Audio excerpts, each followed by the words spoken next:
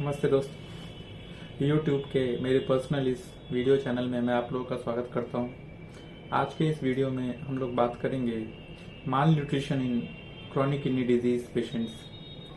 कुपोषण बहुत ही बड़ी समस्या है क्रॉनिक किडनी डिजीज और वैसे पेशेंट्स जो कि हीमोडायलिसिस के ट्रीटमेंट से गुजर रहे हैं। कुपोषण की अगर बात की जाए तो जितने भी क्लिनिकल स्टडीज हुए हैं उनके हिसाब से 40 से 70% पेशेंट जो कि इंड स्टेज रीनल डिजीज के होते हैं, यानी कि chronic kidney disease stage 4 and stage 5, ये सभी कुपोषण के शिकार होते हैं। क्योंकि जो पेशेंट्स हीमोडायलिसिस करा रहे हैं उनका आउटकम जनरल पेशेंट के कंपैरिजन में थोड़ा कम होता है, इसीलिए ऐसे पेशेंट्स में कुपोषण जैसे कि प्रोटीन एनर्जी माल न्यूट्रिशन को अवॉइड करनी चाहिए। अगर प्रोटीन एनर्जी माल न्यूट्रिशन की बात की जाए तो ये क्यों होती है, इसके बहुत सारे कारण हैं, जिसमें से कुछ प्रमुख कारण हैं कि जैसे ही किडनी का फंक्शन खराब होने लगता है तो हमारे शरीर में यूरेमिक टॉक्सिन्स एक्यूमुलेट होने लगते हैं।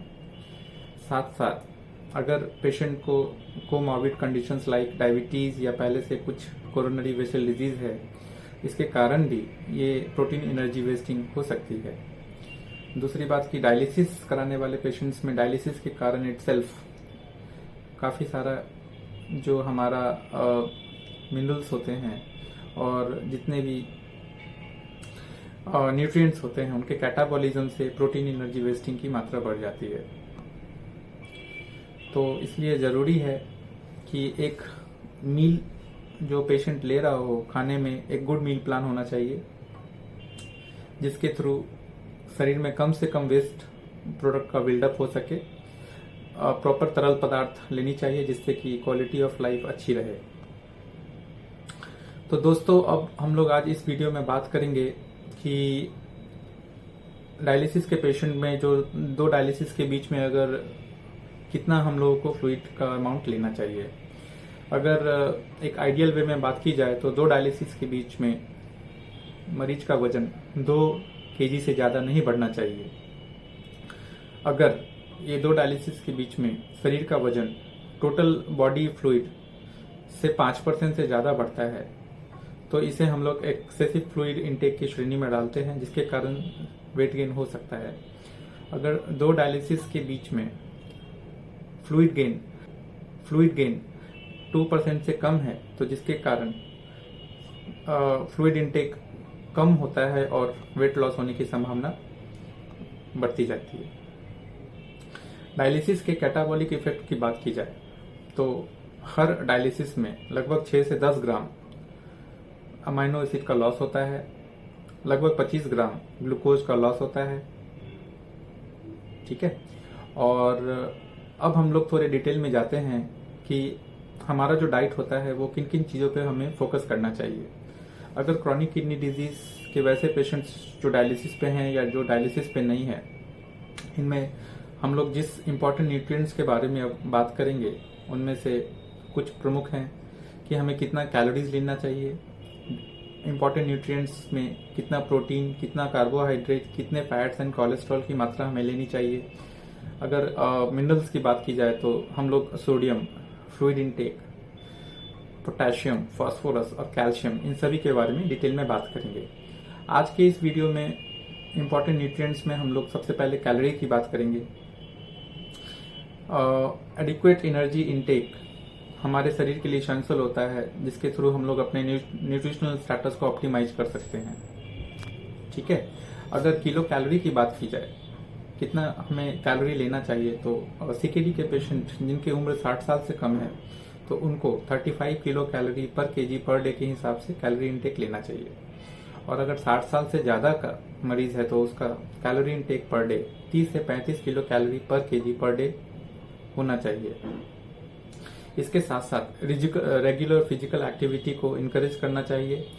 साथ में जो एनर्जी इनटेक है उसको भी बढ़ाना चाहिए, और ये डिपेंड करता है कि आप दिन भर में कितना फिजिकल एक्टिविटी कर रहे हो।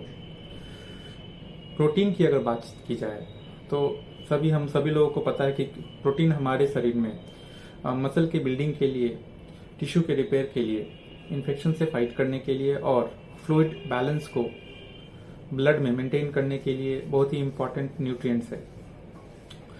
हमारे दो तरह के प्रोटीन पाए जाते हैं। पहला है एनिमल प्रोटीन, दूसरा plant protein. Animal proteins like meat, fish, poultry, eggs and dairy. जबकि प्लांट प्रोटीन की बात की जाए तो इसमें breads, grains, vegetables, peas and fruits होते हैं। तो इनटेक की बात की जाए तो टोटल प्रोटीन में 50 to 70% protein should be of animal protein. और एक बैलेंस डाइट किडनी पेशेंट्स के लिए बहुत जरूरी होता है, जिसमें कि ये दोनों एनिमल और प्लांट प्रोटीन होने चाहिए। तो अगर क्रॉनिक किडनी डिजीज के पेशेंट में डिफरेंट स्टेजेस के हिसाब से बात की जाए तो स्टेज 1 से 3 में total protein intake per day 0.75 ग्राम पर केजी पर डे के हिसाब से हमें लेना चाहिए। स्टेज 4 और स्टेज 5 पेशेंट्स जो कि डायलिसिस पे नहीं है, उन्हें 0.6 से 0.8 ग्राम पर केजी पर डे के हिसाब से प्रोटीन इंटेक करना चाहिए। और अगर स्टेज 5 किडनी डिजीज के पेशेंट्स जो कि डायलिसिस पे अगर उनकी बात की जाए तो उनका प्रोटीन इंटेक 1.2 से 1.3 ग्राम पर केजी पर डे के हिसाब से होना चाहिए। सीकेडी के पेशेंट्स को रिलेटिवली लो प्रोटीन डाइट लेना चाहिए, क्योंकि एक लो प्रोटीन डाइट ही हमारे शरीर में यूरेमिक सिम्टम्स को डिमिनिश या फिर डिसअपियर कर सकते हैं। इसके अलावा यूरेमिक टॉक्सिन्स का जो बर्डन होता है ये लो प्रोटीन डाइट ही, जैसे कि फॉस्फेट्स, यूरिया, H+ आयन और पोटेशियम आयन के लेवल को एक लो प्रोटीन डाइट ही कम कर सकता है। इसके साथ साथ रीनल फेल्योर के प्रोग्रेशन को, जैसे कि प्रोटीन यूरिया का प्रोग्रेशन, न्यूट्रिशनल स्टेटस का इम्प्रूवमेंट, एंटीऑक्सीडेंट हमारे शरीर में उसकी प्रॉपर्टी को बढ़ाना, साथ साथ इंसुलिन की सेंसिटिविटी को बढ़ाना और ग्लूकोज के टॉलरेंस को बढ़ाना, ये सभी एक लो प्रोटीन डाइट के थ्रू ही हम लोग अचीव कर सकते हैं। अगर डायलिसिस डिपेंडेंट पेशेंट की बात की जाए तो ऐसे पेशेंट्स में प्रोटीन का रिस्ट्रिक्शन यूजुअली हम लोग एडवाइस नहीं करते, क्योंकि ऐसा देखा गया है कि हर डायलिसिस सेशन में लगभग 10 से 12 ग्राम प्रोटीन का लॉस होता है। फैट्स की, अगर लिपिड्स की बात की जाए तो टोटल कैलोरी का 30% लिपिड के थ्रू ही शरीर को देना चाहिए। इसमें से भी जो अनसैचुरेटेड और सैचुरेटेड फैटी एसिड्स का रेशियो जो होना चाहिए वो 2:1, यानी कि अनसैचुरेटेड फैटी एसिड्स अगर हम लोग जितना अमाउंट में दे रहे हैं तो उसका half amount saturated fatty acid के थ्रू देना चाहिए।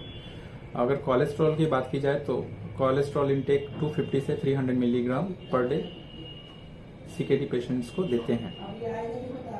कार्बोहाइड्रेट्स की बात की जाए तो टोटल कैलोरी इंटेक का 65 से 70% कार्बोहाइड्रेट इंटेक के थ्रू देना चाहिए, जिसमें से 70% कम्प्लेक्स शुगर के थ्रू आते हैं।